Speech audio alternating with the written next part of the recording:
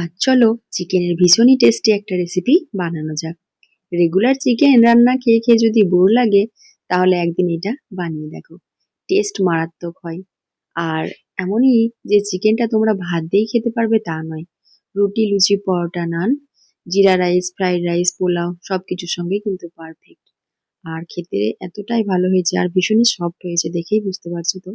তো এখানে দেখো 500 গ্রামের মতো আমি চিকেনকে ভালো করে পরিষ্কার করে নিয়ে এখানে প্রথমেই দিয়ে দিলাম গোলমরিচের গুঁড়ো, তারপরে দিয়ে দেবো হলুদের গুঁড়ো, তারপরে এখানে দিয়ে দেবো স্বাদ মতো নুন আর কাশ্মীর লঙ্কার গুঁড়ো আর আদা রসুনের পেস্ট দিয়ে দিলাম আর কিছুটা টক দই আর একটু লেবুর রসও দিয়ে দিলাম। তারপরে যেটা করব, হাত দিয়ে ভালো করে মেখে নেবো। তারপরে এটাকে আমি 1 ঘন্টার মতো রেস্টে রেখে দেবো। যত বেশি তোমরা এটাকে রেস্টে রাখবে তত কিন্তু চিকেনটা বেশি সফট হবে আর খেতেও ভালো হবে। তো এখানে দেখো তেল গরম করে নিয়ে আমি এখানে দুটো বড় সাইজের পেঁয়াজকে কুচিয়ে রেখেছিলাম সেটাকে দিয়ে দিলাম। ভালো করে ভেজে নিচ্ছি, একটু পেঁয়াজের বেরেস্তা বানিয়ে নিচ্ছি দেখো। লাল করে ভেজে আমি তুলে নিচ্ছি পেঁয়াজটাকে, তারপরে একটু ঠান্ডা করে নেবো। তারপরে একটা পেস্ট বানিয়ে নেবো মিক্সারের মধ্যে পেঁয়াজ বেরেস্তাটাকে দিয়ে। তারপরে দিয়ে দেবো কিছুটা কাজু আর কিছুটা কাঠবাদাম আর দিয়ে দেবো টক দই, দিয়ে ভালো করে একটা পেস্ট বানিয়ে নিচ্ছি।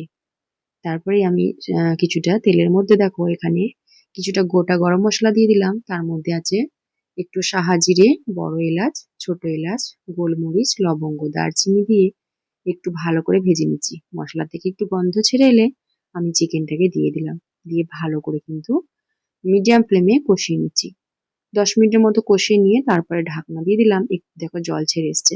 তারপরে এখানে দিয়ে দেবো ঝালের জন্য লঙ্কা গুঁড়ো, ধনের গুঁড়ো, জিরের গুঁড়ো আর স্বাদ মতো নুন আর একটু দিয়ে দিলাম আর গরম মশলার গুঁড়ো।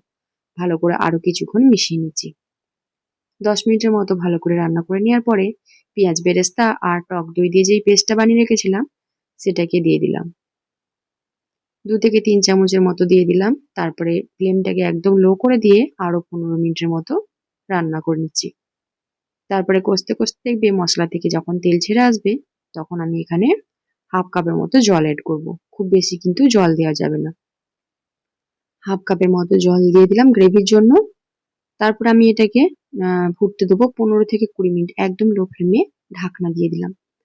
তারপরে যখন দেখবে ভালোভাবে মাংসটা একদম সেদ্ধ হয়ে এসছে তখন কিন্তু ওপর থেকে কিছুটা কাসুরি মেথি, কয়েকটা কুচানো কাঁচা লঙ্কা আর ধনেপাতা কুচি দিয়ে দিলাম।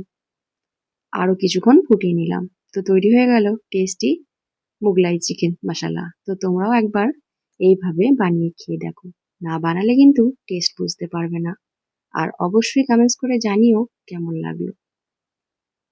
Bye bye.